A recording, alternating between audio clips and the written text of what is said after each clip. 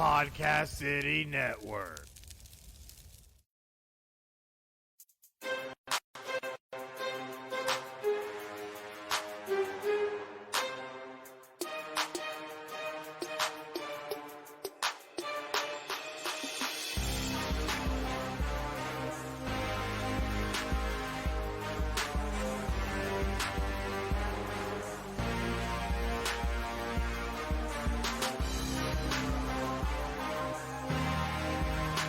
This is Final Score, your number one podcast for sports news.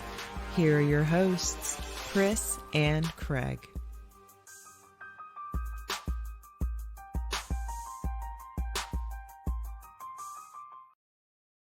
Hey guys, and welcome to another exciting episode of Final Score, episode 86. And this is going to be our holiday episode because we are just right around the corner from Christmas itself. And yesterday definitely did not feel like freaking Christmas. Thanks, Irish. We'll go ahead and talk about it right off rip. You screwed us.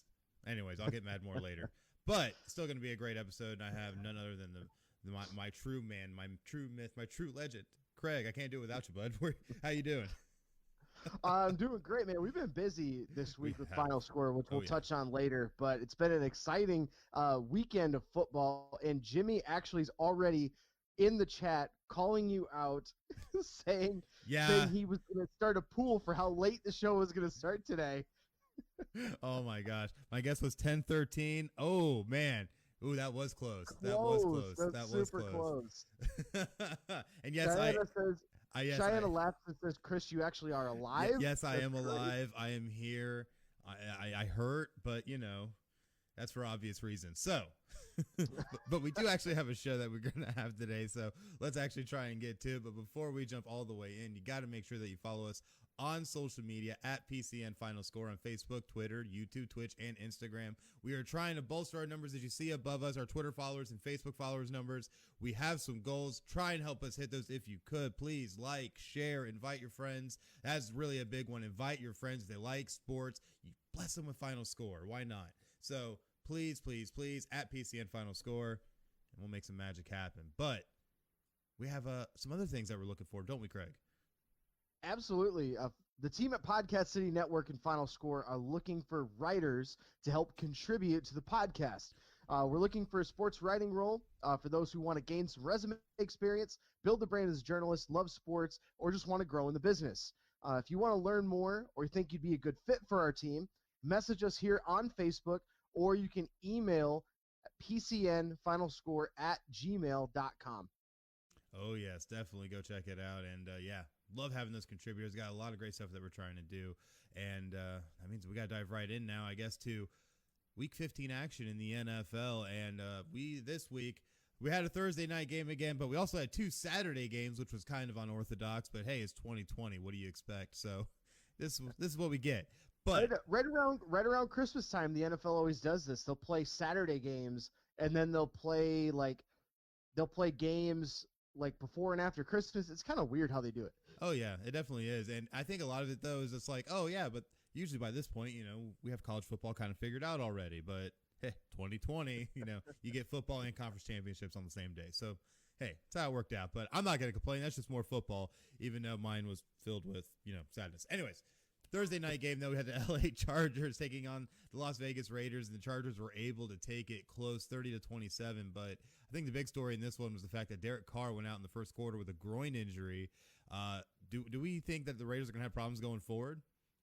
Well, it's tough. If you look at the standings, the Raiders sitting at 7-7. They're on the outside looking in right now, the wild card, and losing Derek Carr, that's a big blow. I mean, yeah, Marcus Mariota is filling in that spot, but their next couple games against the Dolphins, who have been very formidable this year, 8-5, and at the Broncos. And the Broncos, you've seen that you don't really know what you're getting from them week to week. So being on the road, that could be a challenge for the Raiders, but I wouldn't be surprised if they finish out the season at 8-8, and I don't think 8-8 is going to be enough to make the playoffs for them.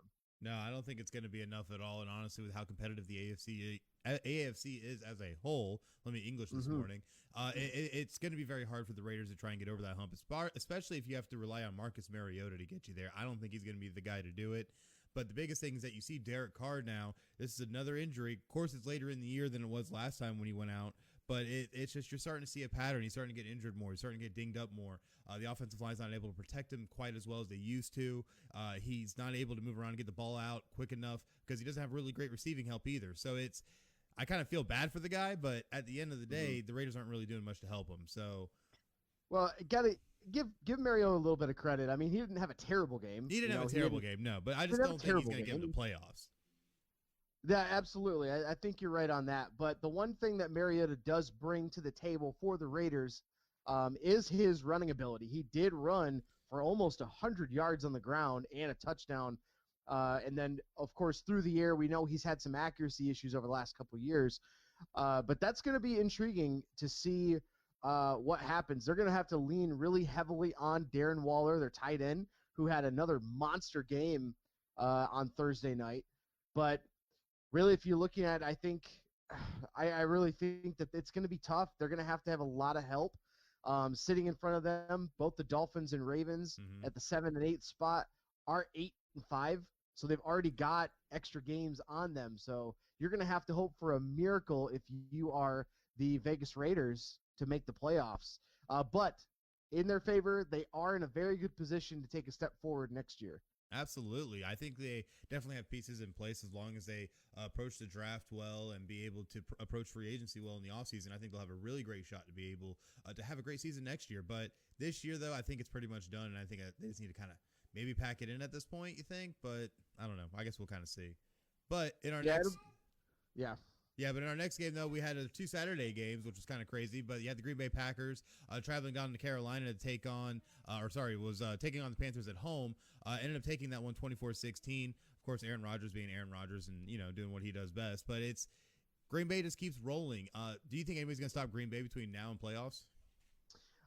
Just kind of taking a look at their remaining schedule. They got the Titans and the Bears, a couple of teams that are going to be pretty good matchups for the Packers. I mean, the Packers destroyed the Bears earlier this year at home, so I don't think the Bears are going to be too much of an issue for the Packers, but it's that Titans game next weekend, right after Christmas, is the one that everyone's going to have circled on their calendars, another game of the week for the Packers.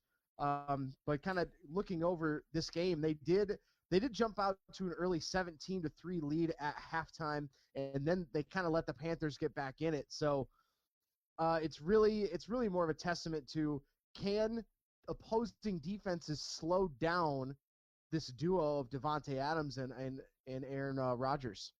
Absolutely, and that's what it comes down to. And you look at Green Bay now sitting 11-3, have been absolutely decimating it. They also have the most prolific offense in the entire NFC, having scored 434 points on the season. So it's crazy to see what Aaron Rodgers does when he's able to get back to form and have a good receiver that's able to get in space. So it's going to be great, man. You're going to watch out for the Pack in the playoffs. But you know what? There was another game. Yeah, Packers going to be an interesting draw in the playoffs for anybody. I mean, it's that, but they're susceptible to the run on defense, and that's really, they run up against a team like Tennessee next week.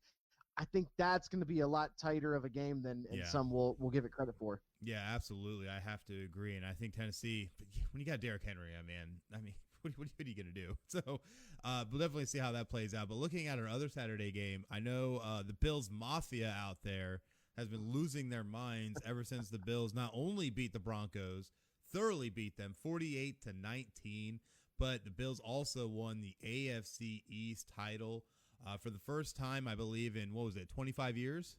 Since 1995. 1995. Jim Kelly era. Quarterback Josh Allen was not even born yet the last time the Bills won the AFC East. Just let that sink in for a minute. The starting quarterback, the franchise quarterback for this team, wasn't even born the last time they won the AFC East. I know, that's absolutely insane. But now the Bills are 11-3. Don't look now. 11-3, and believe it or not, have the second highest scoring offense in the NFL. So obviously they're getting it done, getting Stephon Diggs as a lead receiver. Obviously, great move, has worked out wonderfully, has really helped bolster Josh Allen to be the great quarterback that he's become this year. And because of that, he went 28 of 40, 359 yards, 2 touchdowns, looking pretty solid.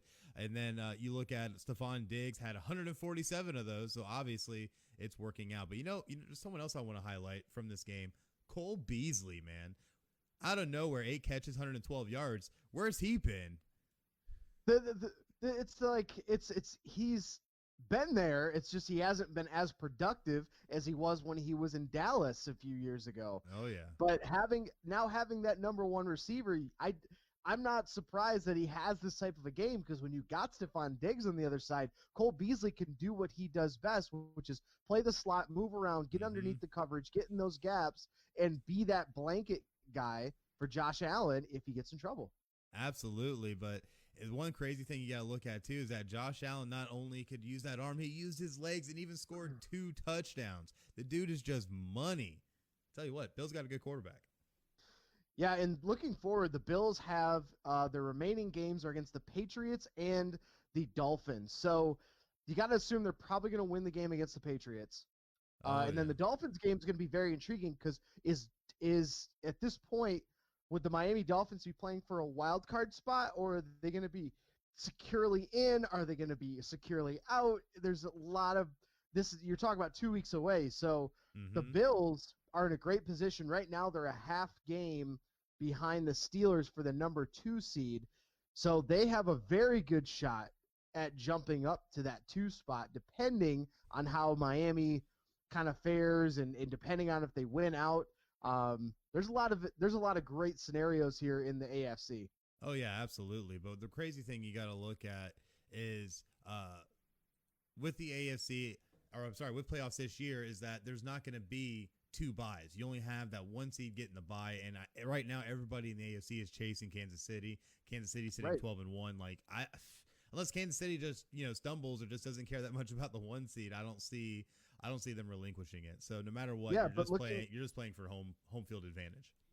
And even though you're playing for matchups too, because now the Bills sitting at the 3 seed, they would be matched up against the Colts in the first round, and the Steelers would have the Dolphins, and the Titans would have the Browns. So a lot of really good matchups here for the first round for the AFC. If it stands pat the way it is now, which obviously it won't. But that's what you're looking at. If you're the Bills, you want to try to get to that 2 seed, because you want the team that squeaks into the playoffs. But that could be either the Ravens, the Dolphins, or maybe even the Colts or Browns if they fumble. There's those 4 teams. All of them are within striking distance of being anywhere from 5 to 7. Oh yeah, and when you look at the standings right now, the Browns have 5, Colts are at 6, Dolphins are at 7. But like you said, you have the Ravens, Raiders, and even the Patriots still have a shot. But everyone beyond that has already been mathematically eliminated. So really, it's just these 3 teams sitting behind 7 trying to vie and kick Miami out of that last spot. Maybe even trying to unseed the Colts a little. Who knows? But honestly, it's going to be an exciting couple of weeks of football. But yeah, with the Colts are going to have a tough couple weeks too. They're at the Steelers. Actually, they're playing Houston this week. Then they're at Pittsburgh, home against Jacksonville. So I mean, Texans have been giving people trouble lately. So I mean, that's not even a gimme game for the Colts. The only gimme game is the Jacksonville game. Yep. So assuming that they lose those 2 games, now you're looking at 10 and probably. Oof. Because they got 1 win, and so 10-6. Is that going to keep you in the wild card? That's how good this playoff race is this year. Oh, 10-6 might not even. We added an extra playoff team, and 10-6 might not even get you in. That's insane. Oh, man, only feels the same story on the NFC side. But either way, though, a lot of great games are going to be lined up for today. They're going to really determine how a lot of this might shake out. And we're going to hit it right off the top with the 8-5 Tampa Bay Buccaneers traveling up to Atlanta to take on the 4-9 Falcons. Tampa's favored by 6.5. I know Tom Brady and company are really trying to push and make sure that they can secure a playoff spot. So you got to make sure you take care of weak opponents. Atlanta Falcons still without Julio Jones, but Matty Ice is back there not playing the greatest football. So I mean, you look at it, Buccaneers should win this on paper, but the Falcons always seem to find a way to keep it close. But honestly, I think the Buccaneers will get the job done, but don't be surprised if the Falcons cover. Yeah, absolutely. It's going to be a tough game. Like you said, on paper, Bucs should take this game. But here's something to pay attention to. The Falcons, number 6 in the NFL in passing yards on offense. As far as defense is concerned, the Tampa Bay Buccaneers are 26th in passing yards allowed.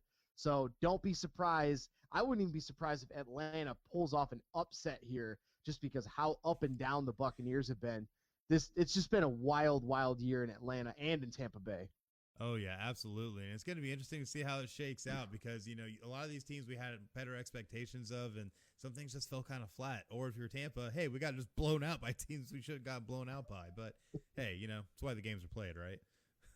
Absolutely. Next game in the 1 o'clock window, the San Francisco 49ers are 5-8, traveling to Arlington to play Dallas Cowboys, who are 4-9. The line is -3. It's actually just moved to 3.5 here. So San Francisco's favored by 3.5. Over-unders at 45. This game's on CBS. Kind of looking at the analysis for these two teams, it's really kind of, as of course my notes are not working again. This is fantastic. Gotta love it. Gotta love relying on that internet. But still looking at the last couple games, San Francisco's on a 2-game losing streak here. They lost to Buffalo and Washington. And for the Cowboys, man, it's just been a rough season, but they finally got back in the winning track against the Bengals there. This is a tight game. I think even regardless of the fact that these two teams are not very good this year, even though they had pretty high expectations, both teams are top 10 in passing offense in the league still. The 49ers are at 10, and Cowboys are at 7. Rushing yards are about the same. Like, these guys are so evenly matched, it's not even funny. They're so evenly matched, but I'm going to take 49ers here in this game just because there's still that inconsistency if you're the Cowboys offense. Their defense, we know, is not very good. They're 23rd overall on defense, but they are 3rd against the pass. So that's going to be a big interesting. Is that passing game for the 49ers against this defense for the Cowboys is kind of what I'm going to watch out for. Yeah, but the thing I look at is that no matter what, like, while right now that's what the numbers may look like, both these teams are trending in different directions, in my opinion. Dallas, yeah, sure, they got to win over the Bengals last week, but they lost 2 weeks before that as well. Then got to win, then 4 losses before that. The Cowboys are the epitome of inconsistency. And the only reason that they were anywhere near the top 10 in passing was because of Dak Prescott, because he was number 1 when he went out with injuries. So a lot of that I think is more Dak than it is Andy Dalton or even Garrett Gilbert. So when you're looking at it, Dallas is still on the downtrend. Ezekiel Elliott still hasn't even broken 900 yards, let alone 9,000. This team is in disarray. San Francisco, though, while not the greatest team in the world, still I feel is on a better uptrend right now. They've been able to get a little bit more consistent on defense. That defense as a whole has been really marred by injuries this year. But as they got people back, it got better. And they better play good because I'm starting them in fantasy. So, let's see what happens. But yeah, that rushing attack for San Francisco, having Mozart back really, really helps over the last couple of weeks. And I'm starting him too. And that Dallas defense against the rush, while they're very good against the pass, they're dead last against the run. So that's going to be another matchup here. And that's part of the reason why I would pick the 49ers here is that rushing attack and the fact that, as you mentioned already, Dallas is super inconsistent all year ever since they lost Dak Prescott. Oh, yeah, absolutely. And it's going to be interesting to see how it turns out. And just for George, I have to put it in there.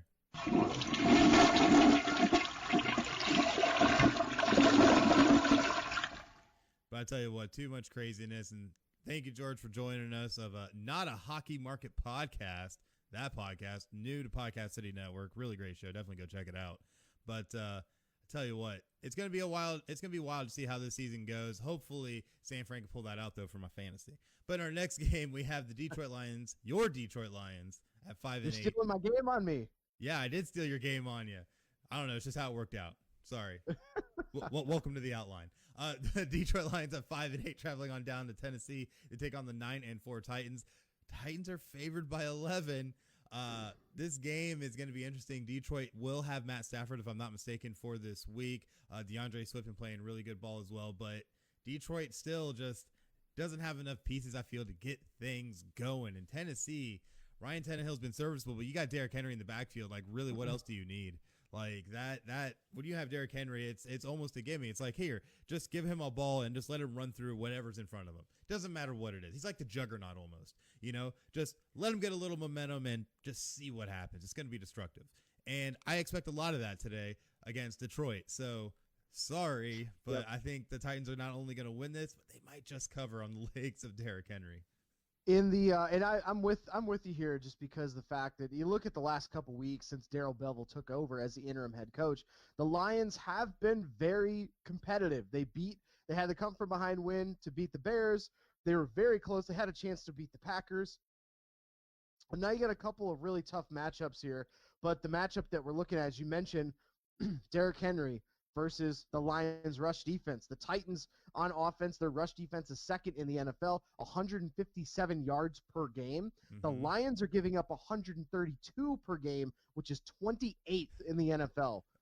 I don't think it's going to be a good game.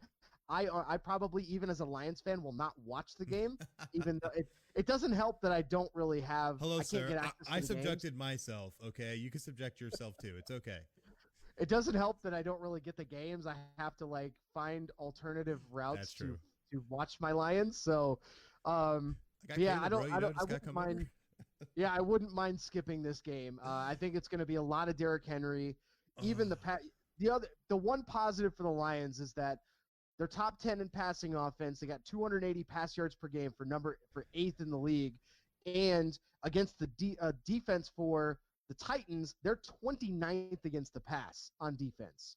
So I think that's going to keep it. That's going to keep it some hope for the Lions fans. But when you can control the clock with Derrick Henry the way that the Titans can, Stafford and company are not going to get a whole lot of chances. So when they're on the field, they got to really take advantage of it.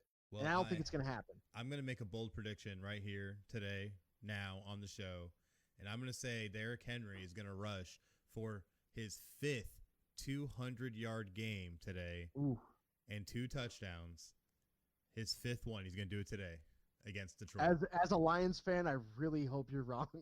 Oh, I'm sure you do. Oh, man, but it's going to be wild and painful. That's all I know, just based on which side you're on. Yeah, absolutely. Moving on, next game, Houston Texans are 4-9. They're traveling to Indy to play the Colts, who are 9-4. Indy is favored by 7, over-unders at 51, and this game's going to be on CBS. This is going to be an interesting game as well. I mean, you look at the last couple games for the Texans, they have lost. They lost a very close game against the Colts just a couple weeks ago, and then somehow got destroyed by the Bears, which was very surprising. Neither one of us predicted that. It was just sad.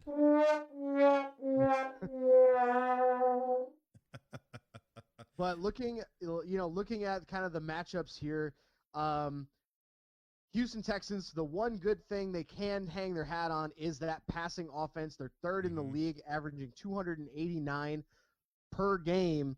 But the Colts defense is also very formidable, especially just overall. They're top 6 in overall defense, top 5 against the run, which the Texans are dead last running the ball in offense. So yeah, they are.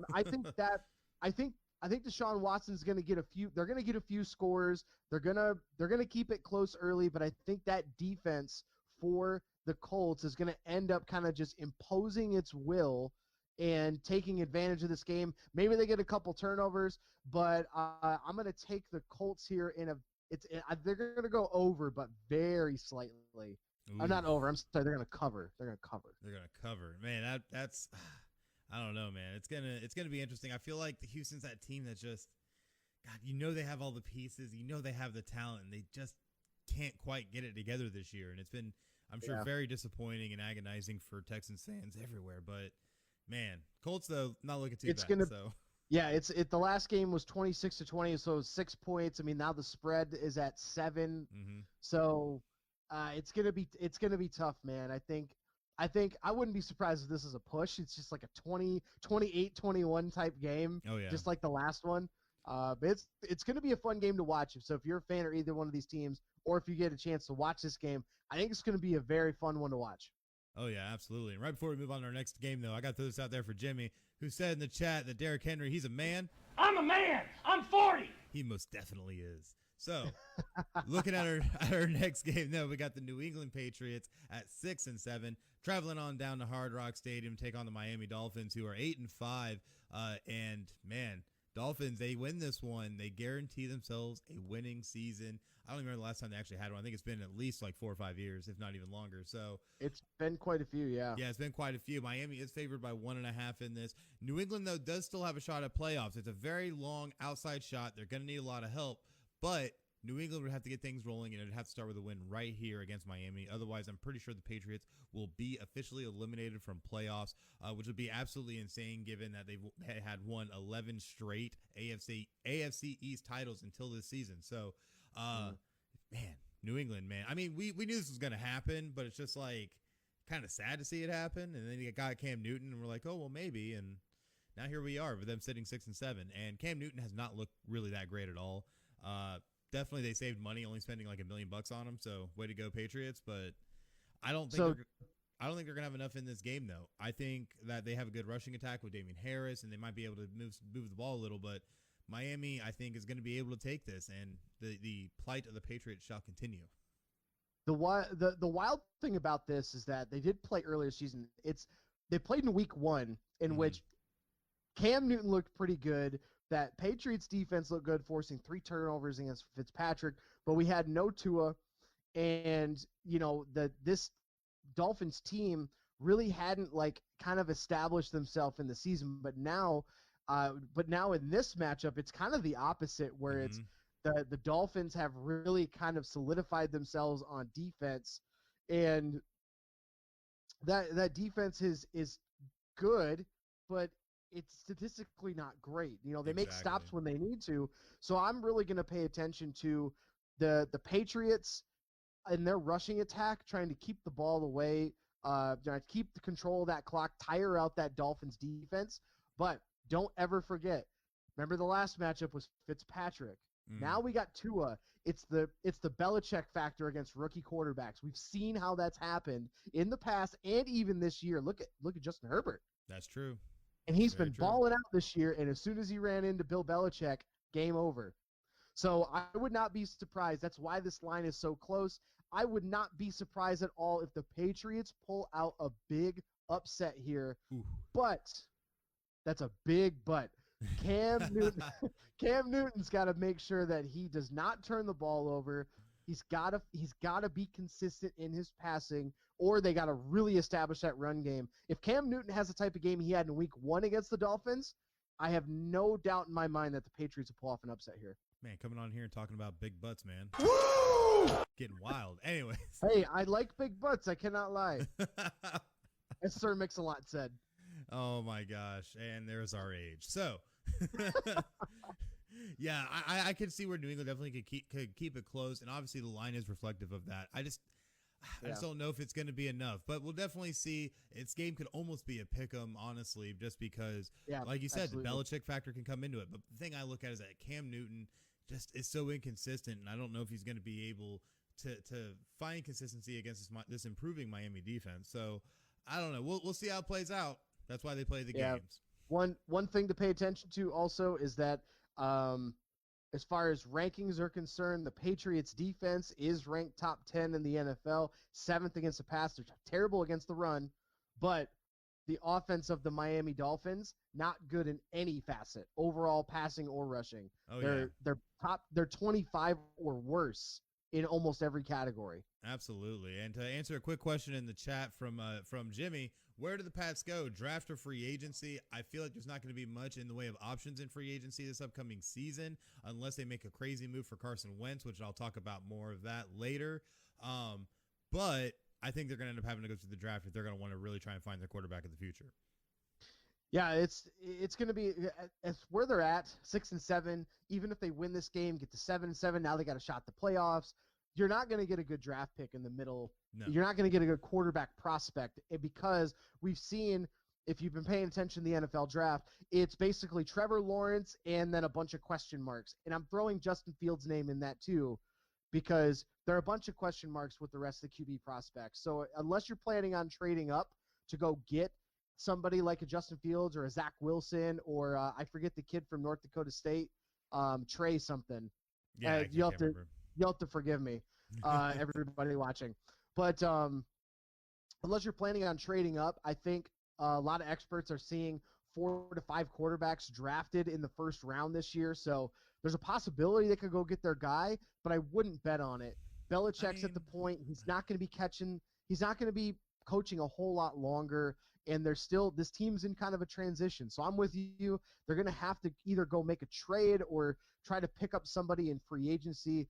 And I don't have those stats in front of me, so I couldn't tell you kind of who's going to be free agents at the moment.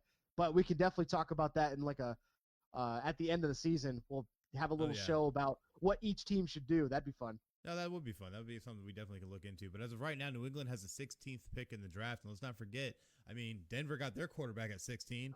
Not saying they're good, but, I don't know. Denver drafted their quarterback in the second round, by the way, Drew Lock.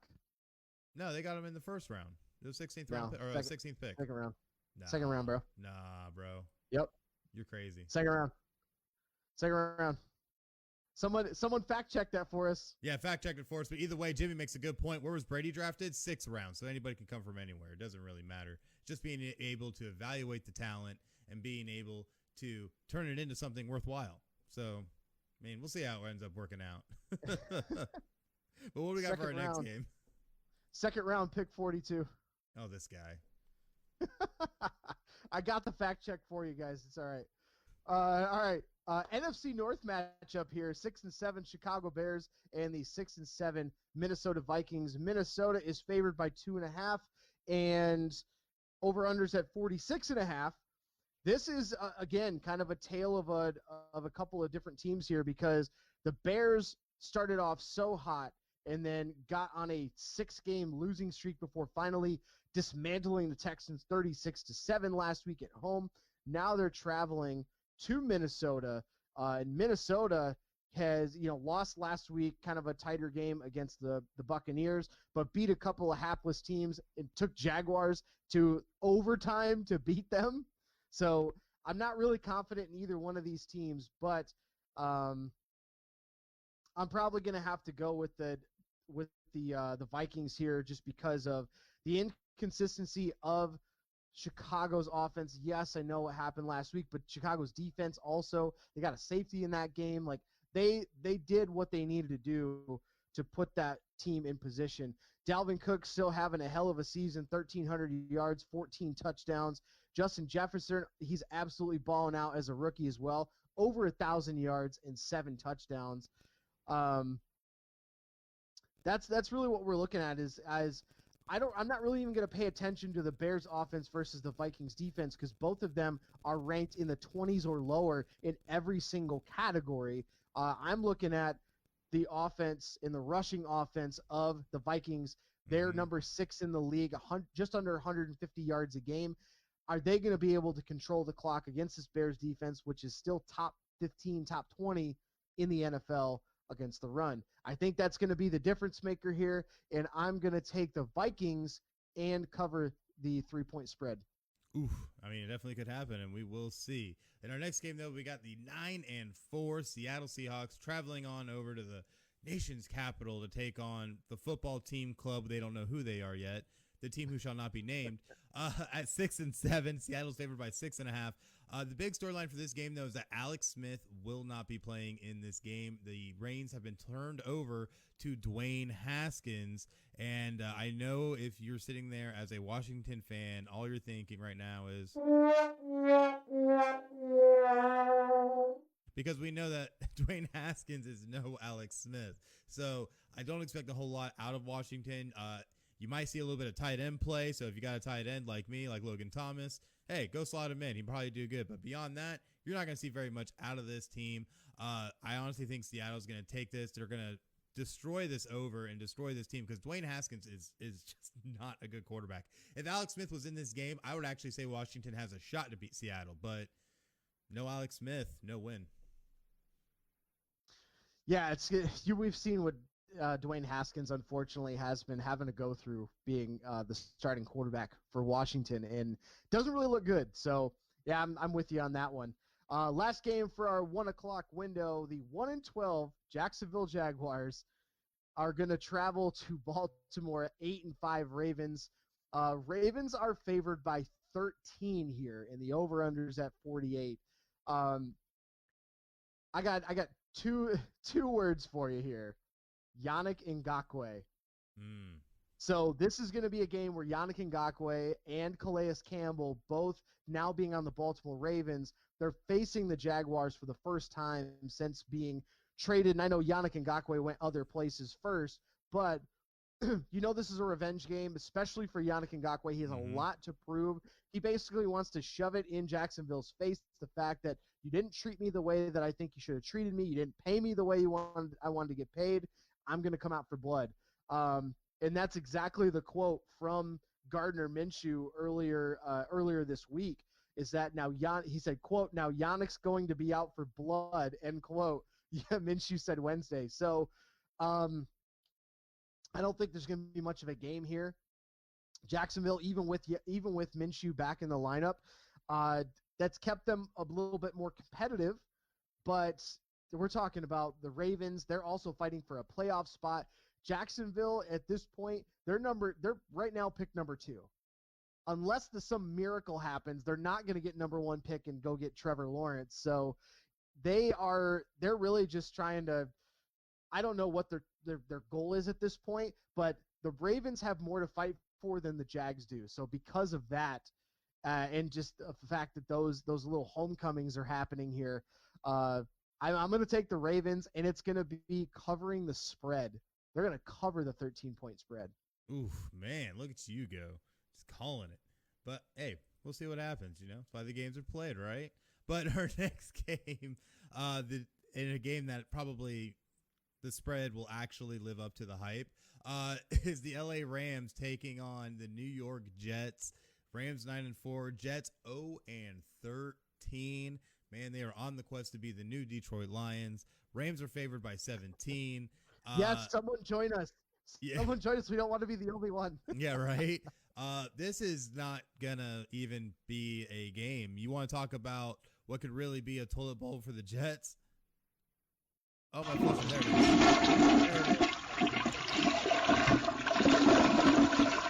is. Sorry, my flush handle wasn't working at first, but it's gonna be just an absolute decimation. Like, you're going to be seeing Sean McVay on the sideline asking his quarterback, saying, "Hey, let's try something new. Let's just gentlemen, let's broaden our minds and find new ways to just kill the Jets." Because I think the Rams are going to win easily by, maybe 24, 28, 31. Who knows? The numbers could go so stupidly high. We might even see new records for scoring. Who knows? The Jets are hapless. They are garbage, and it just keeps getting worse.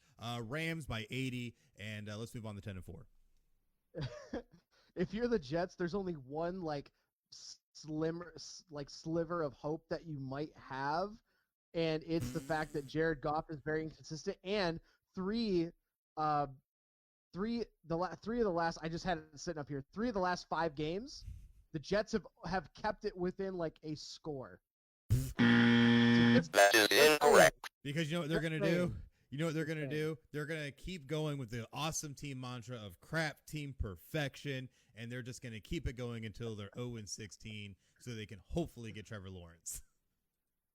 I don't know why they would do that when you got Sam Darnold. I mean, not that he's great, but why did the Cardinals draft Kyler Murray when you have Josh Rosen? I mean, come on now.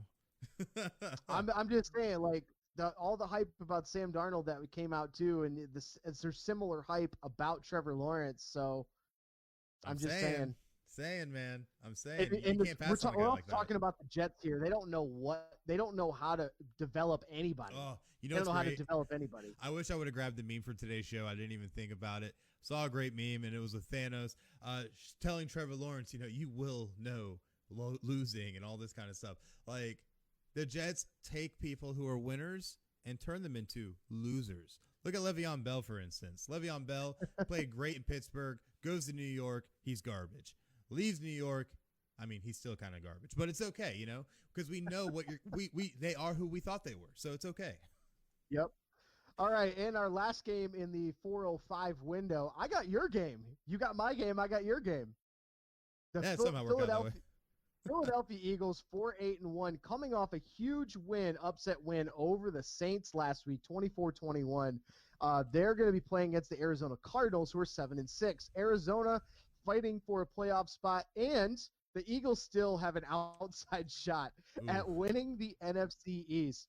Arizona's favored by 6.5. The over-under's at 49.5. Now for this game, I like as much. I know I'm going to let you talk about this because I want to hear how I can't even say Saint Nick because he's not there anymore, but it's all hail Hurts at this point, I think, in Philadelphia. Hail Hurts. I like all that. Hail Hurts. I like Look that. at what Jalen Hurts did in that start. 167 pass yards. Yeah, he was just over 50% throwing, but look at what they did on the ground. He had 106 yards on 18 carries. He averaged 6 yards a carry. Miles Sanders came to play, 2 touchdowns, 115 yards, and 8 yards a carry. Now, looking at how the Cardinals match up, just from their perspective, their defense is a lot of middle-of-the-road stuff. And the one thing that I think the Eagles really have a chance in, not only is that they're top 10 in pass defense, by the way, yes, but they're top 10 in rush offense. And if you get Jalen Hurts the way you had him rolling against a very good Saints team, I honestly think the Eagles, yes, we talk about their injuries all the time, and you can throw Carson Wentz under the bus as much as you want. But right now, to the end of the season, it is Jalen Hurts' team. All hail Hurts. Well, for the end of the season, and I'm gonna take the Eagles in an upset. Oh my God! You try to make me happy and piss me off at the same time. All right, so. I'm taking the Eagles in an upset. Does it make sense? No, but it didn't make sense for Jalen Hurts and that offense to show up how they did against the Saints last week either. I mean, when you got Taysom Hill at quarterback, though, I mean, you're only going to be able to do so much when you're the Saints. And looking at it, too, I mean, Miles Sanders busted an 80-yard run. Jalen Hurts, he played great. I can't even knock it. Made some beautiful throws, some great runs, some great decision-making. But the biggest distraction right now, and yes, I'm calling it a full-blown distraction because it could even derail the team this week, is Carson Wentz coming out and saying that I'm not interested in being a backup. I want to be a starter. And if that's not going to happen here, maybe it's time to move on. So Carson Wentz is definitely open to being moved. And now you got Jalen Hurts sitting here. Jalen all hail Hurts, as Jimmy's putting it. It's hard. It's so hard to fathom, but it's so believable at the same time to see where this team has been, where it is now, and the fact that Carson Wentz, I don't know if he actually fits into the plans going forward anymore. He plays timid. He plays scared. When I saw some of the throws Jalen Hurts was making and some of the plays and decision making he was making, it reminded me of 2017 Carson Wentz. I saw those flashes. I don't see that in Carson Wentz now. And that's the thing. He double pumps because he's second guessing himself. He second guesses the coverage. He makes bad reads. He gets all jumpy in the pocket. You can't win with that. So I have a question. Did last night just knock some sense into you, getting just wallowing your sorrow? Because you wake up, I don't know who this Chris is. You've been defending Carson Wentz so hard on this show over the last 2 years, and this is did we switch spots? Did we just switch brains? I'm saying it now. Carson Wentz has given up on the Philadelphia Eagles because the Philadelphia Eagles have also given up on Carson Wentz. But with how hard Doug Peterson's been defending him and staying on his side. But it's not Doug's Carson fault. Wentz should have been benched weeks ago. Of course. Oh, absolutely. And he still was playing. Oh, absolutely. So, but when you have a golden Wentz, pony boy that you're giving all this money to, you want to try and stay and keep face. And eventually, that's where talent and reality hits. This move by Carson Wentz is a crybaby bitch move, and I'm throwing that out there because there's no way when Doug Peterson gives you all that slack and it has your back and you play like garbage, injuries aside, I don't care how many other players still deal with that too. But look at how he's reacting now. Oh, how he's reacting. It's a crybaby bitch move. Oh, it is. It's I'm not getting played, so I want to get moved. And but the thing That's is, like, I can understand if he was a better what's his player. name in college? Who's the kid that did that in college? A bunch of them have been doing it. Justin Fields did it. Yeah, at Georgia. Well, I mean, he transferred. I mean, when you look at every single transfer you ever see in college football, you can kind of claim that, where it's like, oh, well, I'm not getting started. So yeah, but you're a professional athlete, man. You're playing like shit, and you're getting paid way too much to play as bad as you're playing, and you got benched because you're not playing well, and now your backup's playing well. You should be the leader that you're supposed to be, which is why a lot of things are falling apart because Nick Foles was gone, and I'm bringing that back. Oh, Jesus. And look at this is the leader that Carson Wentz should be. Yeah, I know I haven't been playing well. I don't deserve it right now. And Jalen Hurts went out and played really well last week. I'm going to do what I can for this team, and I'm going to make sure that I stay healthy and stay in right mind. So when I'm called upon again, I'll come out and do what's best for this team. That's what you should say. Yeah, you should. And he's not saying it. And I think that is honestly more telling of where the locker room is right now, where Carson Wentz's head is right now, and what we've been dealing with really since we won the Super Bowl. Because let's not forget, there was already turmoil right after they won the Super Bowl, where you ended up having Malcolm Jenkins leave the team and saying, you know what, this team's still stuck. Like, they won the Super Bowl. The hangover's still there, and we're over a year removed. And it's, I think, just showing everything that's going on. It may come down to having to have a regime change. Might have to make a change at head coach. Might have to get rid of this quarterback. Whatever needs to be done, though, needs to be done, because at this point, the locker room is starting to stagnate. It's starting to split. Carson Wentz obviously doesn't want to be there if he's not going to start, which is kind of a selfish move onto himself if he wants to try and be a winner. You know, you were all fine when Nick Foles was winning you a Super Bowl, but now things ain't going great. Now you want out. So, I don't know. It's going to be interesting to see how that plays out, but I've been on that train for about a year already about Carson Wentz. So it's kind of a surprising move that he would do this now. Yeah. But I think it's because maybe he has somebody in his ear telling him that maybe he was going to get the job back somehow.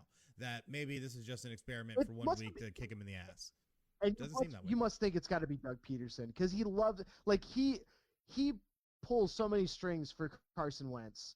And the fact that it's not working, and now Carson Wentz is crybabying about I'm getting paid a ton of money. He's pulling like an Antonio Brown type move here, being the diva. He's being a complete fucking diva. Yeah, he is being a damn diva right now, and that pisses me off. In a blue collar city like Philadelphia, where the people like will turn on you on a dime. We threw snowballs at Santa. Yeah, that's the wrong move. Carson Wentz, that's the wrong move to do against Philadelphia fans. Yeah, they will not take to it kindly. So, I don't know. We'll see how it works out. Philadelphia, though, whether they win this division or not, it's going to be looking like a garbage season because it's going to be a losing season. So, I don't know. We'll see what happens. But in our 425 game, we have the 12-1 Kansas City Chiefs traveling on down to the Superdome to take on the 10-3 New Orleans Saints, who will have Drew Brees back this week. Already been announced that he will be back. Kansas City is still favored by 3 in this, though. This game's going to be interesting, and I think it's going to come down to how much they are going to allow Drew Brees to do. They're going to try and protect him as much as they can. They're not going to try and overwork him. They're not going to try and put him in a position to take unnecessary shots. However, he is going to be without Michael Thomas. So Michael Thomas is on IR now for the rest of the season. Now, you have to try and find ways to get that ball down the field. Reads are going to be different. He's already going to be a little bit off because he hasn't played in a few weeks. This is going to be interesting to kind of see how Drew Brees takes on this challenge of the Kansas City Chiefs coming off this injury. However, you still have Alvin Kamara. You still have weapons in that offense. You still have a really good defense. So this game, I think, will come down to the wire, but I think just because this is the first game back for Brees, and it's going to take, I think, a little bit for him to really get back in rhythm, especially without Michael Thomas, I think Kansas City is going to end up taking this one close, but still do not count out the Saints going forward. Absolutely. I think that's spot on right there. That's a spot on analysis there by Chris. Sunday night football matchup, 9-4 Cleveland Browns on their first winning season in quite a few years. They're traveling the Meadowlands. They're going to be playing the Giants. The Giants are 5-8, still fighting for the NFC East title. The Cleveland Browns are favored by 6.5, over-unders at 44, and no matter who wins, Giants are covering. That's just how I'm looking at it here. Because if you look at the last couple of games from the Giants, they are on a 4-game win streak. They beat the Seahawks in that time, which is one of the better teams in the NFL, which is kind of a surprise. All 4 of those games, 10 points or less. 3 of those games, it's been 5 points or less. So, and they've pulled out those tight games. And at home, let's see. At home, the Giants are only 2-4, but that 4-game win streak and kind of how they've been playing over the last couple weeks really is kind of the deciding factor here. I think it's going to be tight. I will take the Browns to win, but it's going to be really tight. I think it's going to be a dogfight of a game. Ooh, man, dogfight of a game. He says it's going to be. Both teams are in the top 10 in rushing offense. Rushing offense for the Browns, and the Giants defense is top 10 against the run. So that's going to be you're going to be relying a little bit on Baker Mayfield's arm, which we've seen when he's had to throw and not have to rely on the run. He hasn't really made great decisions. He is really good when he's got a strong running game behind him, and he doesn't have to make a ton of decisions. He's just got to use the play action to his advantage and find the wide open guy. And I don't know. That's going to be a really interesting matchup. That's why I think it's going to be such a close game.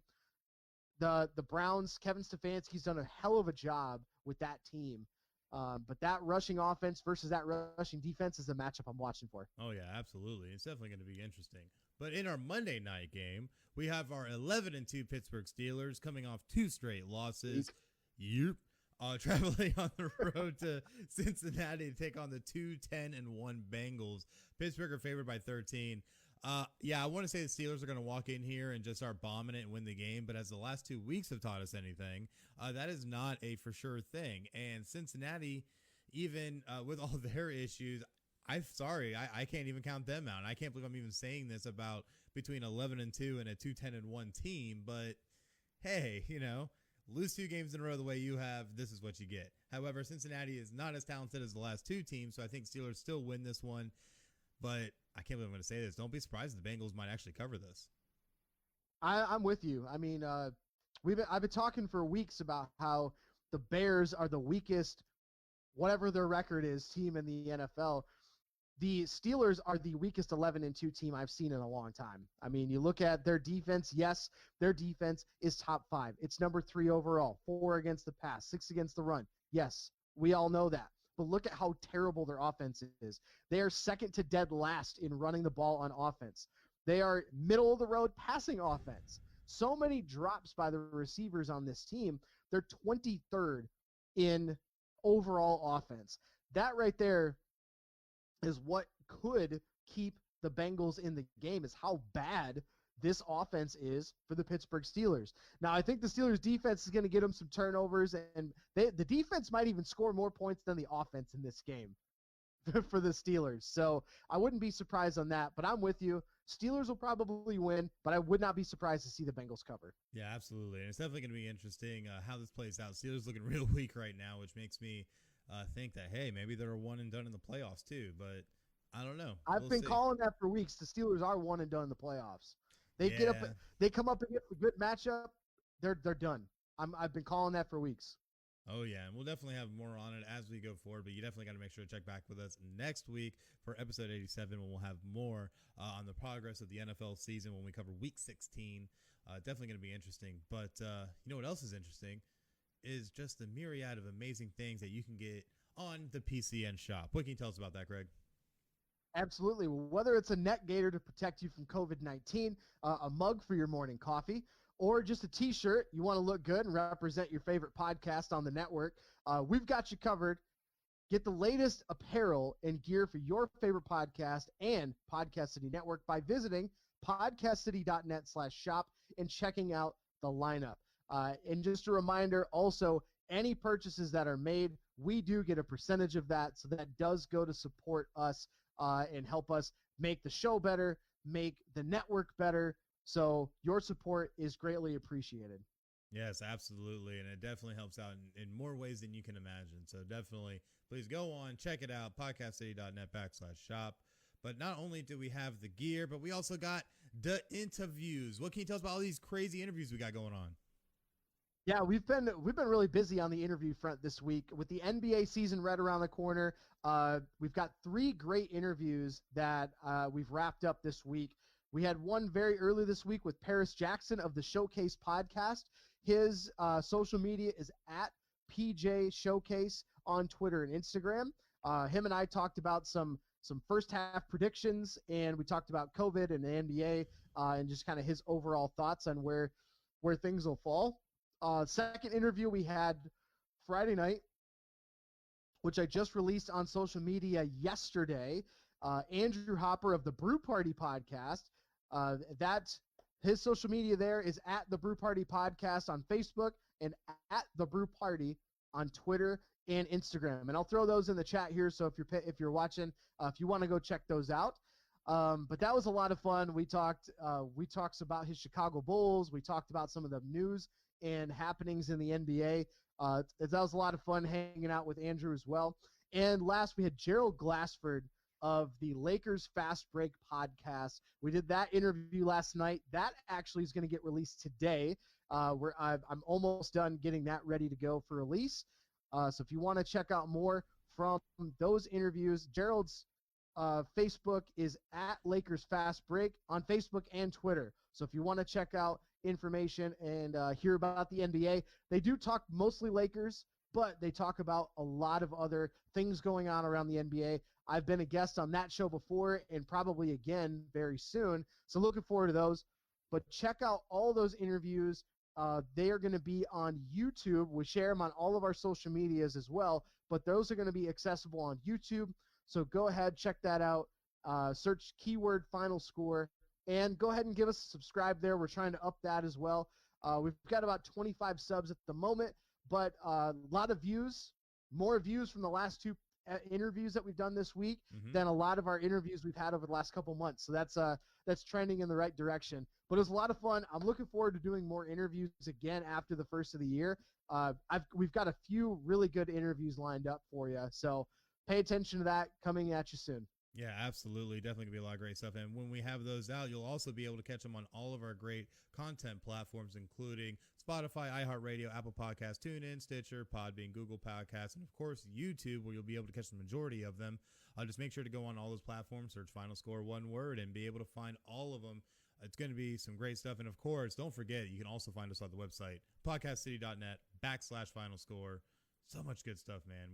We're really trying to come out with some stuff that you guys will love. And if there's anything you guys ever want to see, anything you guys ever want to hear from, or maybe someone you think we should try and go interview, let us know. We always try to bring the very best that we can, and the only way we can do it is if we know what you guys want. So let us know. Hit us up in the comments, message us, email us. We got all kinds of ways to contact us.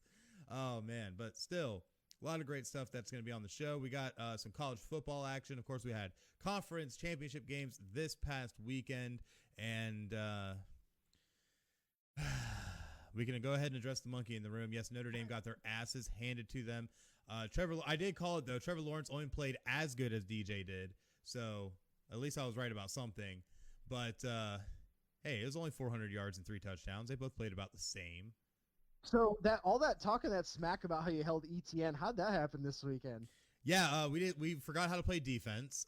We got hit by bombs from Trevor Lawrence, which opened up the run game. We could not get our run game going ourselves. Ian Book. But here's the crazy thing, and this is the one problem for Notre Dame that's always been their problem, is that they have no vertical passing game. And Notre Dame flat out did not take shots downfield, but they played good in the passing game. You still had Ian Book, who was 16 of 22 for like 219 yards, I think it was.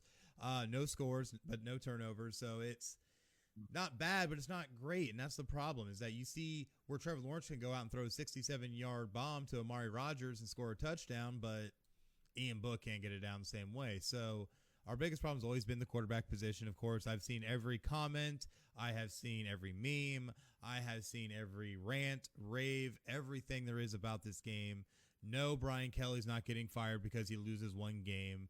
Yes, no. Notre Dame has won big games before. It's why they have 11 national titles. Like, come on. It's ridiculous when you see people just start flipping out, calling them fraud Dame and all that. So what people are forgetting, too, is that, yes, Notre Dame has 11 national titles, but when was the last one they looked at? You got to think of the recency here, and that's what people are looking at. Oh, no. So I'm not trying to throw shade, but I'm just saying, like, some of the last big games people remember from Notre Dame is like the Brady Quinn game. And you know exactly what I'm talking about. Well, yeah, but you're also talking about a completely different team setup because you're talking about the Charlie Weiss days where everything was predicated on him flashing his fingers around with 3 rings on him because Tom Brady won 3 Super Bowls. That's what I'm saying is that when you hear those rants and raves about how they can't do the big game, it's the thing with Big Game Bob at Oklahoma when he was there. Bob Stoops couldn't win big games. Well, let's go ahead and look at it then. You know, they still beat Oklahoma on the road in 2012. They still beat Clemson, number 1 Clemson at home this year. Beyond that, stop with that because Trevor Lawrence wasn't there. Doesn't matter. Win's a win, and how's history going to look at it?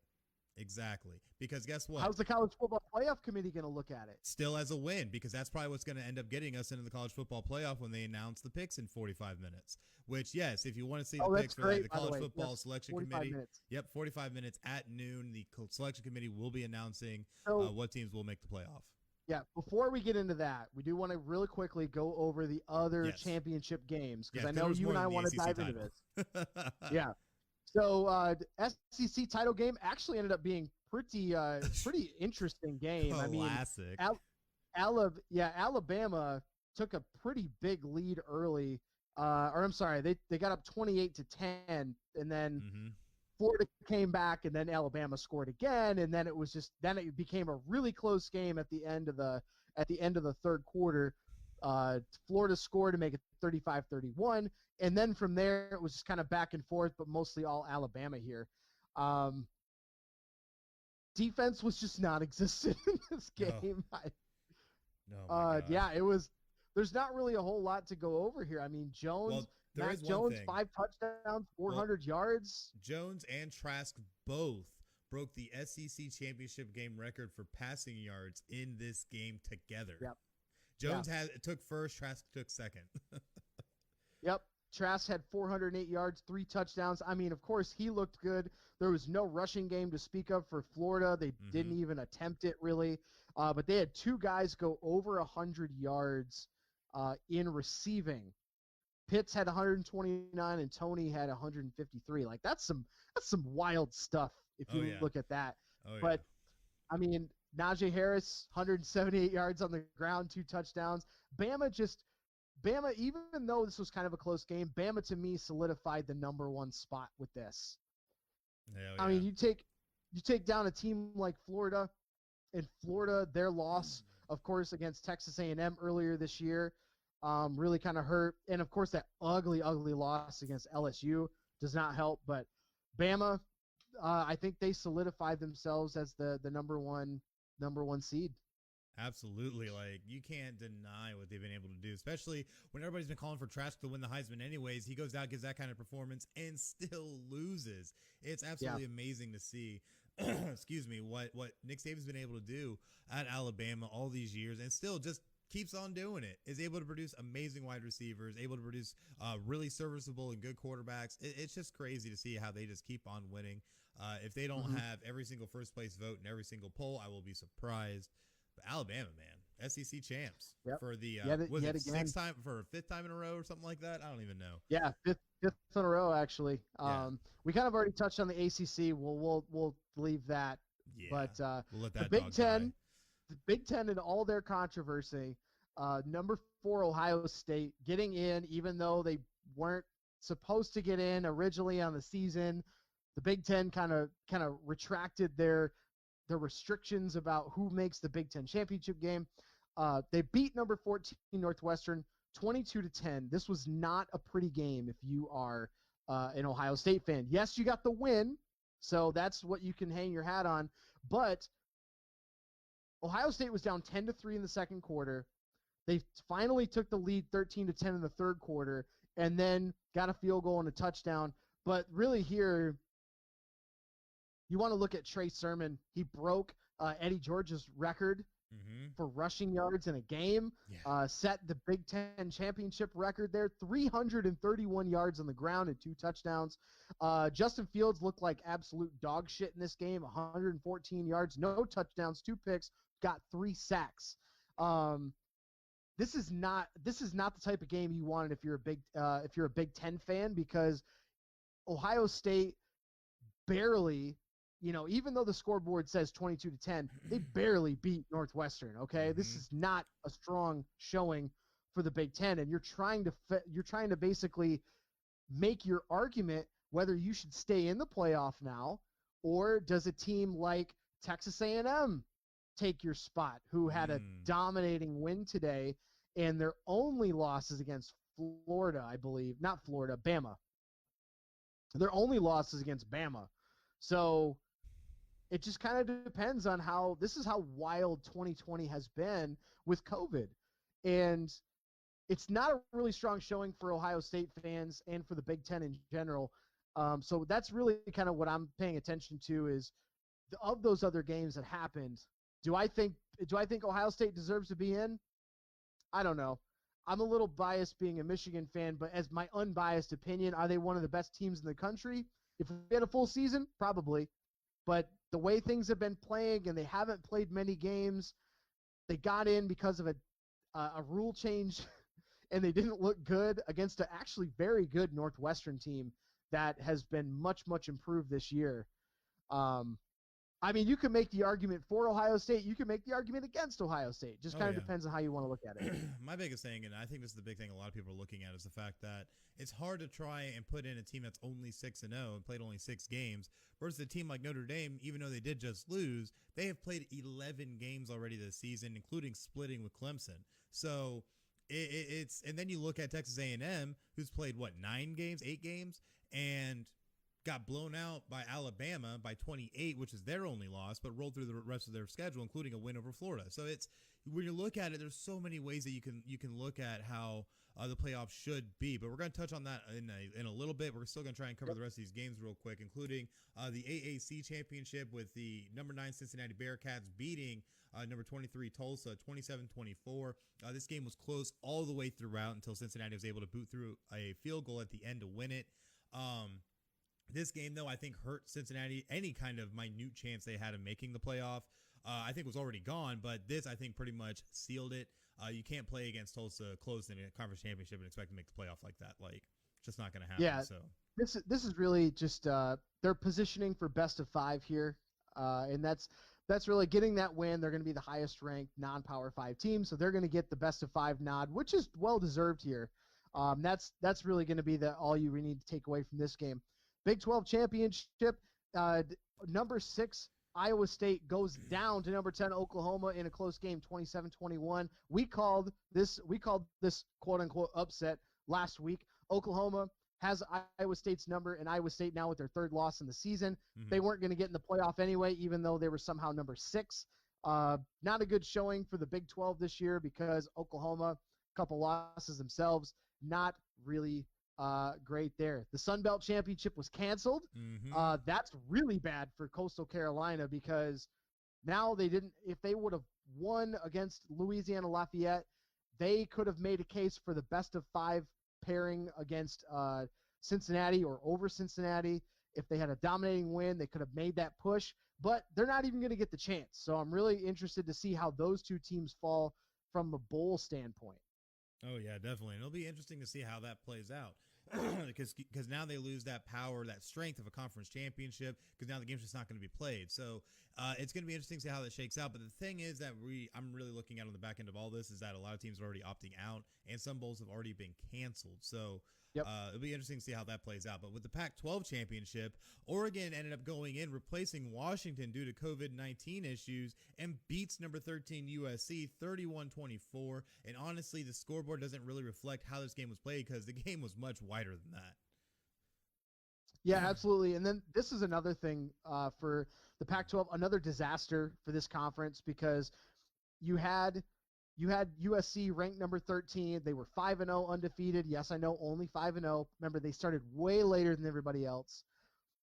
If USC wins, you have an argument to make them in a New Year's Six type game. Like, you've got an argument to make them into a higher ranking bowl game. But now they go and they completely shit the bed against Oregon. Oregon wins. They get now 5-2 on the season.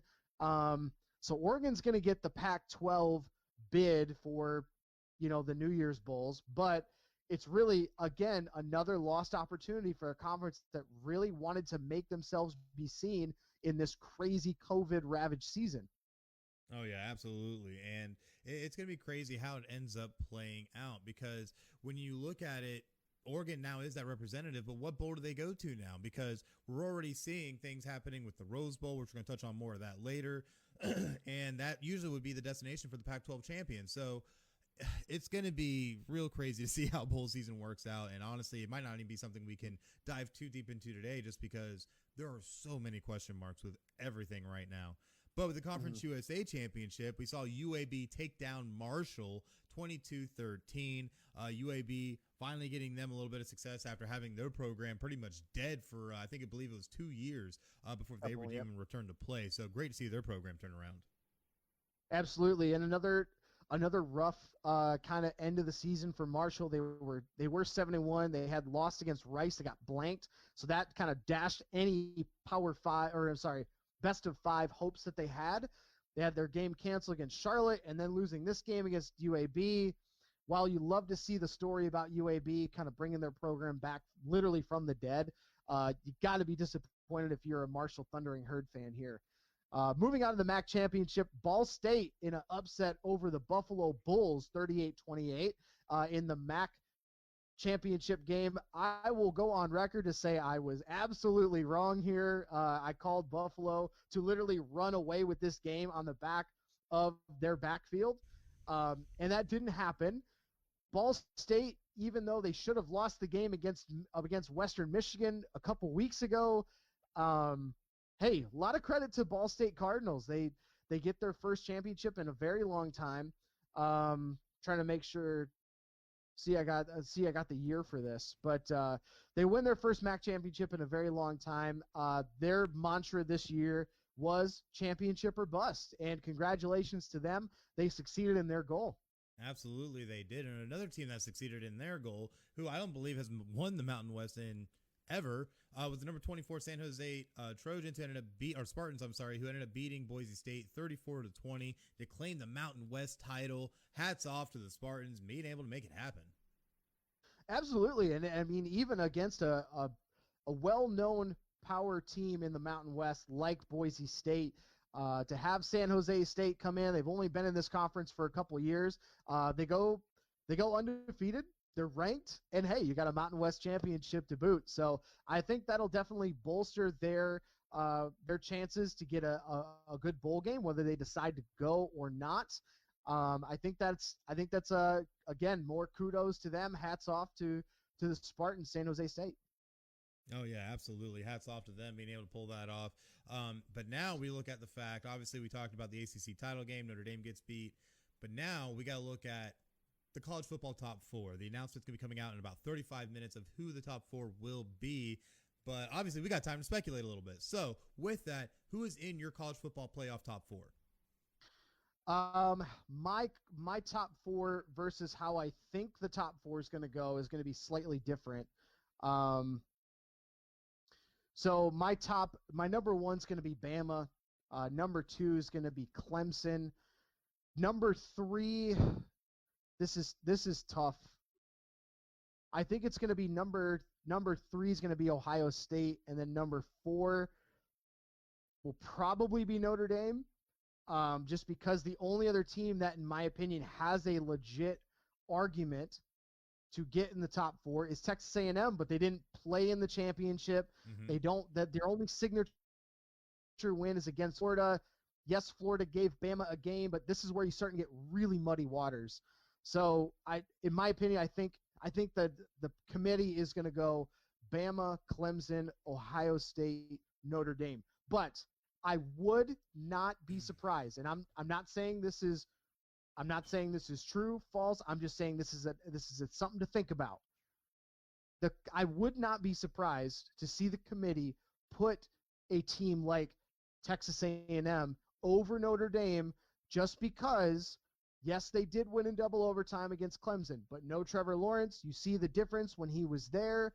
I'm just saying that's something that the committee could think about, and I think it's going to be Bama, Clemson, Ohio State, Notre Dame, but I'm just saying, devil's advocate, there's a possibility that the committee could look at that game against Notre Dame and Clemson, double overtime, no Trevor Lawrence.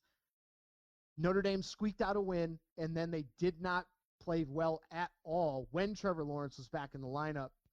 And Texas A&M, yes, they lost against Bama, who's easily the number one team, and they beat Florida, who gave Bama a game. So I'm just I'm playing devil's advocate, but of course. That's but possible. When you look at the full breakdown of it, of how that ACC title game broke out, really it's Clemson playing a perfect second quarter, and that's about it. Because let's not forget that they only scored 10 points the rest of the way. The defense gave them all kinds of problems. Clemson did not score on the first 3 drives of the third quarter. There's a lot of ways you could break this down. That, and of course, yes, no Trevor Lawrence playing at South Bend. Yeah, it's crazy, a little different than having Trevor Lawrence playing on a neutral field. So the way you look at it, though, Notre Dame still played 11 games. Ohio State is a conference champion. Texas A&M, though, already been blown out by Alabama. Only good win against Florida. So with my top 4, no matter what, 100% Alabama's number 1. Cannot deny that. Clemson, 100% number 2. You go out and beat Notre Dame like that, and your only other loss was to Notre Dame, yeah, you're number 2. Ohio State, them winning the conference championship and being 6-0, and I hate even having to say this, are number 3.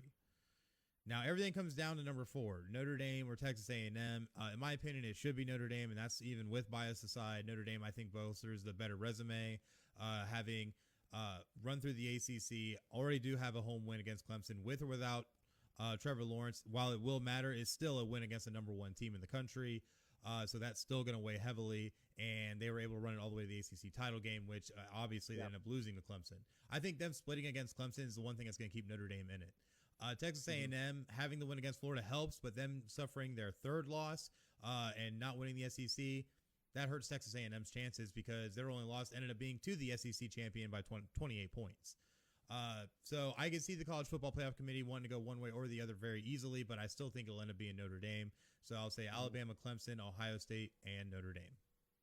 Yeah, the only argument, or I should say the only kind of dark mark you can put against both Texas A&M and Notre Dame, outside of those marquee games, Texas A&M, they had barely beat Vanderbilt, who's garbage.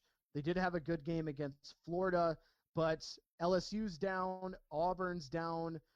Not really a strong SEC schedule for Texas A&M. But if you look at Notre Dame's schedule that you've been so highly touting, they have won against a bunch of garbage teams too. Duke, South Florida, Florida State, Louisville, Pitt, Georgia Tech. Like, there's not outside North of Carolina, Boston College. ranked. Boston College, solid team. Clemson, number 1 team. Okay, so you could throw the solid team argument out the window because they don't care. That's what I'm saying. But I'm saying wins against majority ranked of the teams schedule. do matter, and that's the thing that all these teams don't have. Schedule is garbage. Uh-huh. You played against bottom tier ACC teams. Hey, I'm just ACC saying chose the schedule, advocate. not us. So at the end of the day, though, we still have 2 I'm wins making against the ranked same opponents. argument against Texas A&M. Who have 1 win against a ranked team. One.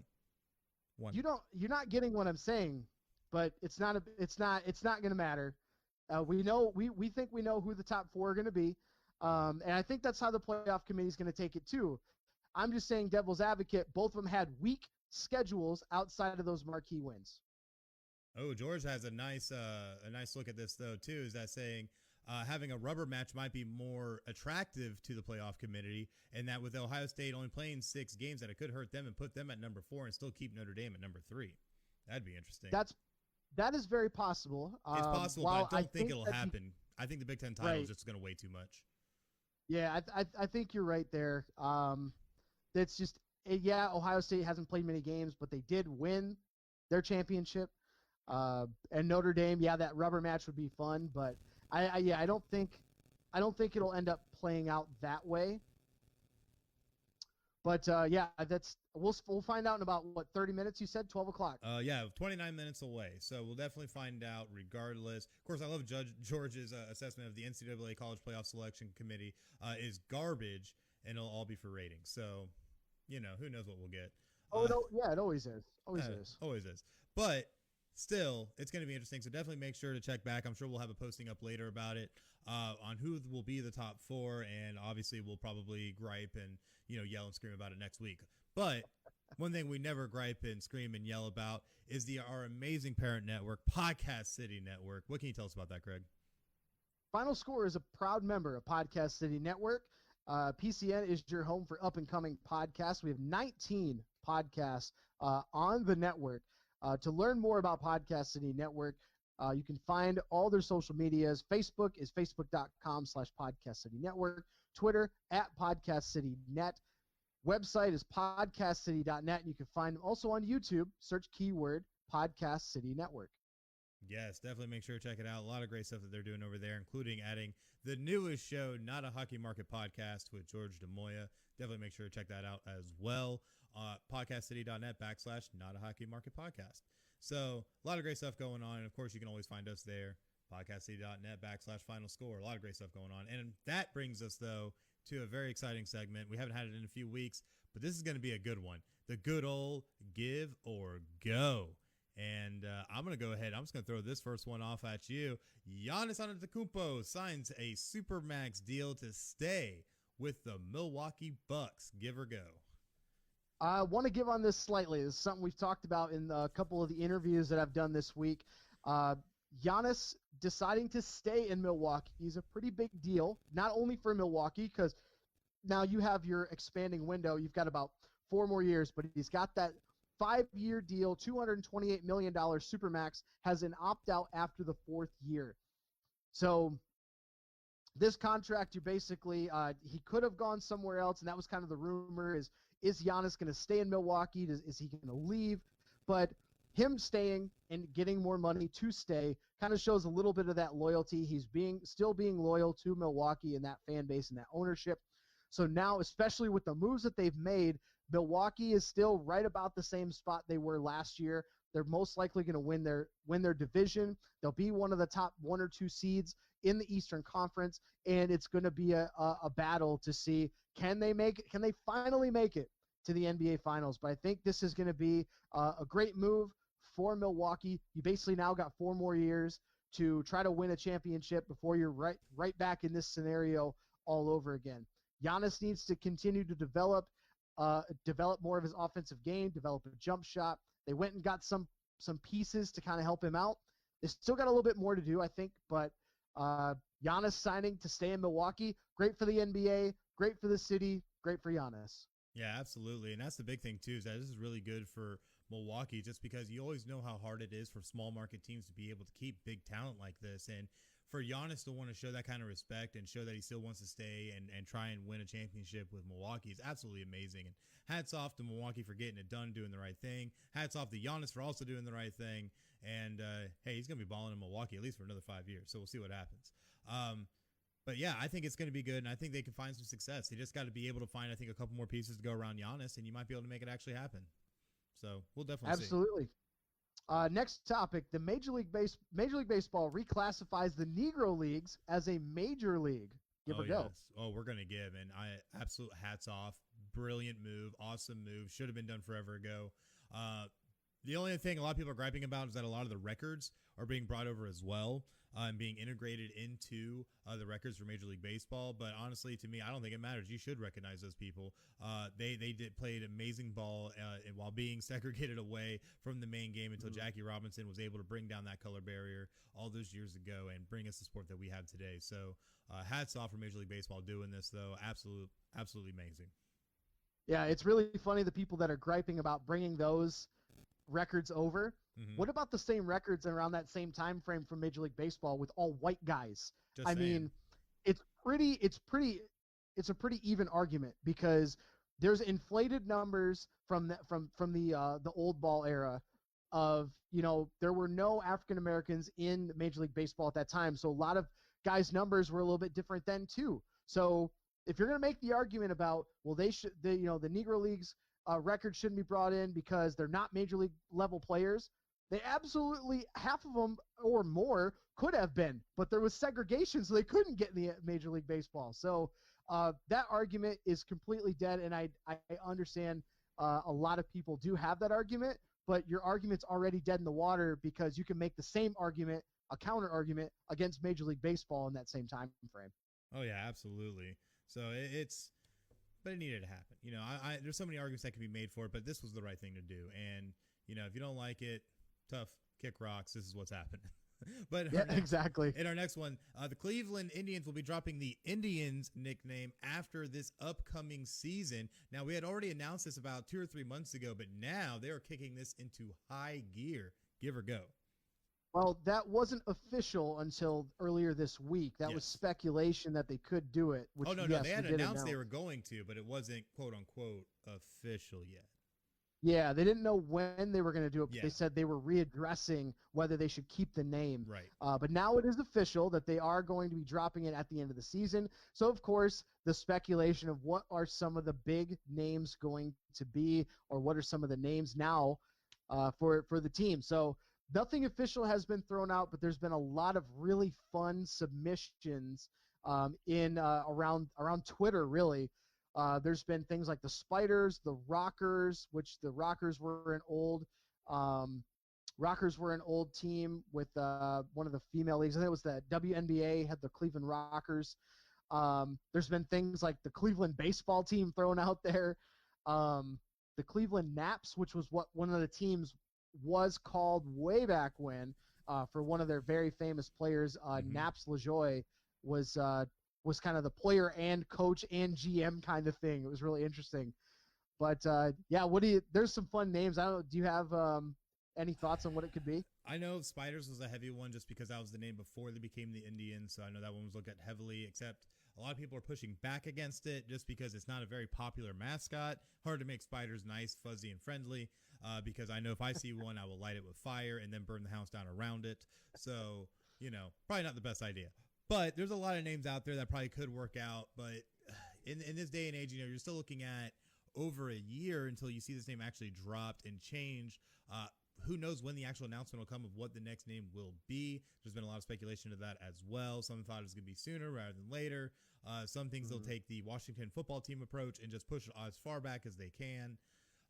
But honestly, my vote is for Cleveland baseball team. I think they should just be bland and just, you know, uninteresting until they can figure out something and do it just the way the Washington football team, who's now winning their division, and maybe it could bring the Indians a little bit of luck. Who knows? Hey, maybe that helps. I don't know. I like the Cleveland Rockers. I think that's a pretty good. You gotta go into dive into a little bit of the history of the city, but I think that. Fame.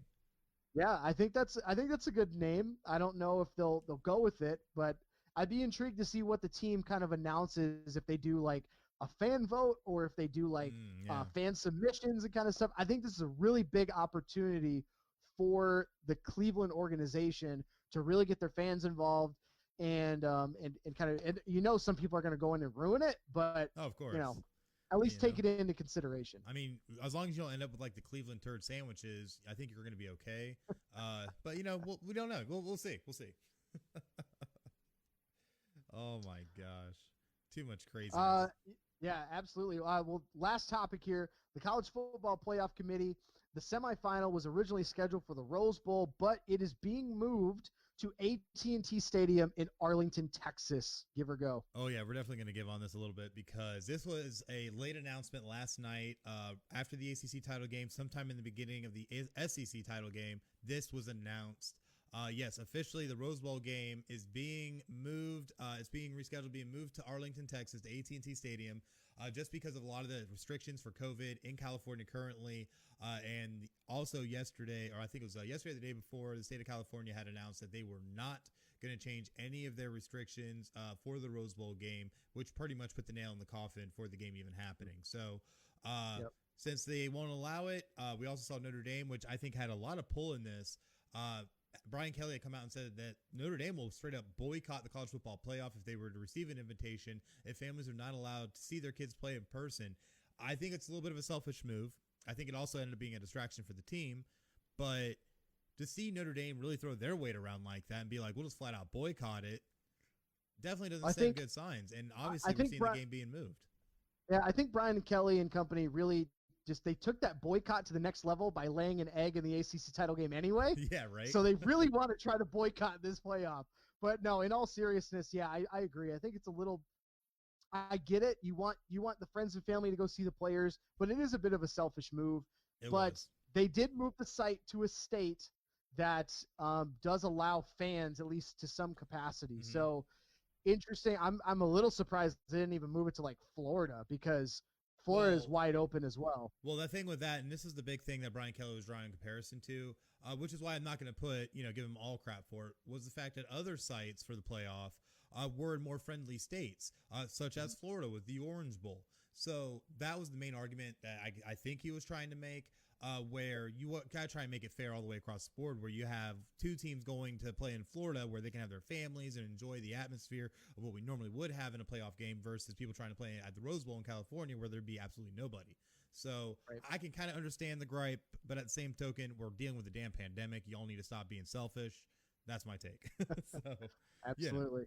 But another take I have is something great for up-and-coming podcasts or new podcasts that want to try and get themselves out there, because now, if you did not know, you can actually join Podcast City Network, because they offer an array of membership services, including logo design and branding, social media advertising, and live podcast hosting, on top of so much more. And you also gain access to our network of shows to help with cross-promotion, guests, and overall reach, while also becoming a part of an ever-expanding community that's totally based on people helping people. And the best part is that there's no membership fees. So what are you waiting for? Go to podcastcity.net/join now and join the fastest growing independent podcast network around, Podcast City Network.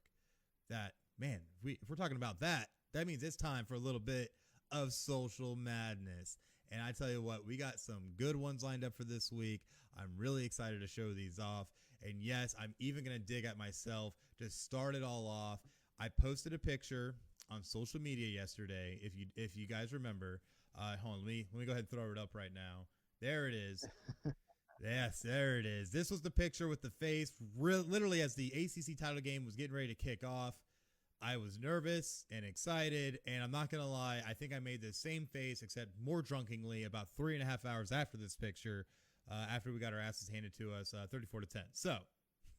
You do a little bit of a scowl when you do it. You look like John Gruden. Yeah, I kind of do have like a little John Gruden, you know. A little John Gruden, just pull the eyebrows down. So yeah, right. Does that mean I got a little John Gruden into me? Man, I don't know. We'll see. But you know, it's crazy. Spider do Y banana. Yeah, right. I do Y banana. Spider Y banana. Oh man, but you know what? Even though I missed the mark with that game, even a stormtrooper can't miss the mark when he knows he has to watch Final Score. That's right. Can't hit a rebel at point blank range. Still can't miss Final Score. Yeah, a lot of these we try to repost a lot of these through all of our social media accounts, Instagram, Twitter, Facebook, of course. So yeah, just keep those coming in. We're showing a couple more, but keep those coming in. We like to share them, and they're a lot of fun. Okay, and I don't know who made this next one. I really don't. But when I don't know if we stole this, if you made it, if maybe Jimmy made it. I don't know who made this. But the Water Boy starring Carson Wentz. JDM posted that for us on Facebook. I don't know where he got it, but I think it was too good. I think I saw that floating around somewhere on the internet within the last week or two. So oh my God, it kills me. I think we borrowed that from somebody. Yeah, probably. But you know what? The big questions out there for us are, things like, how do we make Final Score better? What do we do to make the best sports show? And a lot of people say, have good analytics, have good drama. But you know what we do? That's right. We just give you craziness and bomb-ass memes, and then we get kicked out of window somehow. I don't know. Well, I think the quote was shit talk and post memes. Yeah, shit talk and post memes. It was talk shit and post memes. I can't lie. I can't see all that well right now. Thanks, Hangover. So, but you know what? There's people out there that are thanking a certain quarterback for being able to come out, I think it's about a week ago, and make magic happen. And that was one Lamar Jackson, who ended up going out during his Monday night game between the Browns and the Ravens, had to do whatever business he had to do, and then came back and just won the game. And I tell you what, these DK Metcalf memes never get old. Oh, man.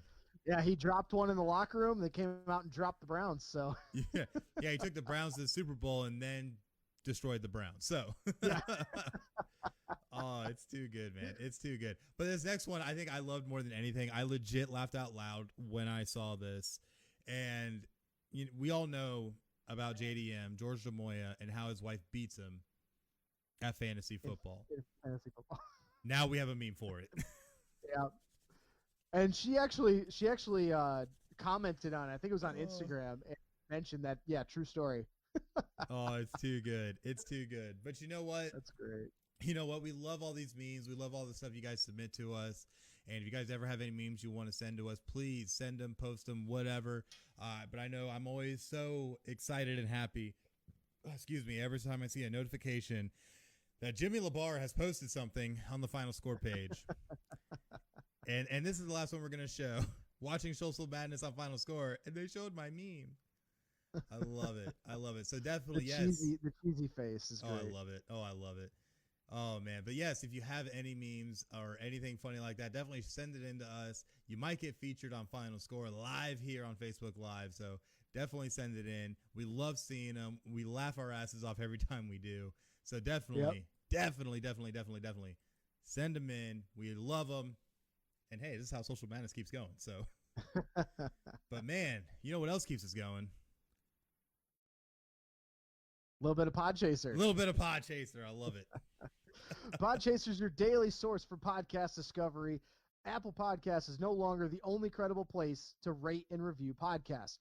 Follow creators, browse every podcast ever, and rate and review episodes. Just go to podchaser.com and search keyword Final Score, one word. Give us a follow, a rating, and a review. Yes, definitely make sure to check us out on there. A lot of great stuff that we got going on. So we're trying to really branch out. So definitely make sure to check us out on Podchaser. And if you're a podcaster and you're not following Podchaser on Twitter, you are missing out. That's a hilarious account. They post a lot of really funny stuff. So yeah, definitely check them out. So we just a real quick though before we really dive into the week ahead. Actually, I guess this will be part of the week ahead. The AP poll just dropped for college football, and Notre Dame is still in the top 4. So could be a sign maybe of things to come here in about 11 minutes. Man, I wish we were still going to be live when we got to that point. Right. But yes, right now the AP poll has Alabama overwhelmingly in number 1. Clemson, number 2. Oop, hold on. Now they're trying to hit me with the pop-ups. Gotta love the internet with all their craziness. Ohio State, number 3, and Notre Dame, number 4. Alabama receives all first-place votes. So, that being said, that could be a sign of things to come, or the college football playoff might just turn everything on its head. Who knows? We'll definitely see. That'd be wild, wouldn't it? That would be pretty damn wild, but hey, it's 2020. You can never assume as to what's going to happen. But we do have a lot of things happening in the week ahead, including NBA tip-off. That's right. The next NBA season is now here, and we actually finally get to enjoy legit basketball. Yeah, we kick off on, tip-off on Tuesday night, December 22nd. We got a couple games, Golden State and Brooklyn on 7 p.m. on TNT, and the second of that doubleheader at 10 p.m., Clippers, Lakers, and then Wednesday night, we start into the full brunt of the NBA first half season. A lot of fun there, and looking forward to it. You know, we have those, like I said earlier in the show, those interviews talking about some NBA news and previews for the season. So go check those out and on YouTube. And yeah, NBA is going to be a lot of fun this year. Oh yeah, for sure. Orlando opening up against the Heat. I can't wait for that. 7 p.m. at Amway. Going to be some fun stuff. I'm excited for the season to see what we're going to get. See what we're going to get out of the thing. Of course, you also can't forget, though, that we're also supposed to be having a College Bowl selection. It's supposed to be coming up, I think, this week for the bowl games. However, who knows how many of these are actually going to take place. So we're not really going to probably cover it too heavily. We'll probably do a quick recap next week if they actually do release a list and kind of play it by ear from there because, hey, it's 2020. You're pretty much getting what you're getting. So that's what you get. Yeah, we're in the middle of the college basketball season. Not really many big matchups to speak of in the coming week. We had a couple of big games we didn't touch on the show that happened over the last week. But yeah, definitely college basketball fan. We're in the middle of it. Lots of games getting canceled, but that's kind of the world we live in with COVID. Yep, COVID. I mean, it's just so bad. But we also have episode 87 of Final Score next Sunday, 10 a.m. Eastern, live here on Facebook Live. So definitely make sure to not miss that. And to not miss it, all you have to do is go on to any of our social media accounts at PCN Final Score. Give us a like, give us a follow, and check mark for the notification so you know when we go live. That way you don't miss out. It's that easy. Oh, man. Absolutely. Yeah. Last thing, go PCNshop.com. Check it out. Go get yourself. Probably can't get any for Christmas anymore, but we've always got some cool merchandise on there. Supports the show, and go follow the accounts: Facebook, Twitter, Instagram, YouTube. Go check out those interviews. We're gonna roll those out again later this week. And don't forget our follower numbers, trying to get those follower numbers up. So as you see above us where we're at right now, try and help us push those. Like, share, invite your friends, especially invite your friends and share with your friends. That is what helps us more than anything. So please, please, please, at PCN Final Score on social media. But that does mean that is the end of our show. Thank you all so much for watching. I'll try and not be as hungover next week, but Notre Dame can't disappoint me then, so we should be okay. So that being said, I'm Chris and that's Craig, and you guys have just watched Final Score. Y'all have a great night.